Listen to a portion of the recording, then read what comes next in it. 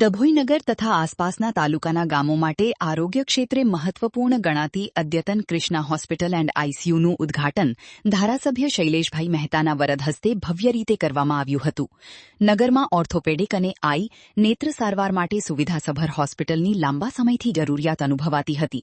આ જરૂરિયાતને પહોંચી વળવા માટે હાડકા નિષ્ણાત ડોક્ટર જીમિત શાહ અને આઈ સ્પેશિયાલિસ્ટ ડોક્ટર બિંદી શાહ દ્વારા નવી હોસ્પિટલ શરૂ કરવામાં આવી છે.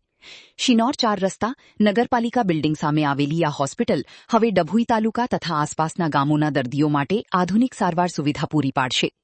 ઉદ્ઘાટન પ્રસંગે ધારાસભ્ય શૈલેષભાઈ મહેતાએ હોસ્પિટલના તબીબોને અભિનંદન પાઠવતા જણાવ્યું કે આ હોસ્પિટલ સ્થાનિક લોકો માટે ખૂબ ઉપયોગી સાબિત થશે અને આરોગ્ય સેવાઓને વધુ મજબૂત બનાવશે.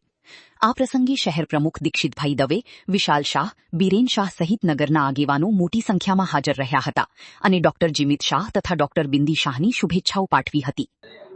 કૃષ્ણા હોસ્પિટલ અને આઈસીયુ આજે કદાચ પ્રાઇવેટ હોસ્પિટલોમાં સૌથી મોટી હોસ્પિટલ આજે દર્ભાવતી નગરીમાં શરૂ થઈ રહી છે. ત્યારે હું ડૉક્ટર જીમિત શાહ અને એમની ટીમને અભિનંદન આપું છું, શુભેચ્છા પાઠવું છું.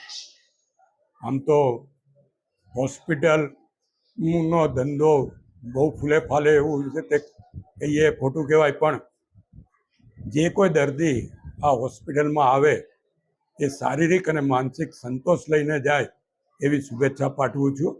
ફરીવાર દર્ભાવતીના તમામ નગરજનોને પણ નવી આ સુવિધા ઉપલબ્ધ બાબત શુભેચ્છા આપું છું અને અભિનંદન પાઠવું છું. અત્યારે આપણે ત્યાં ઓર્થોપેડિક એટલે હાડકાનો વિભાગ છે, આઈ સ્પેશિયાલિસ્ટ છે, ડેન્ટલ વિભાગ છે અને ફિઝિશિયન અને આઈસીયુ આટલો વિભાગ કાર્યરત આપણે કર્યો છે.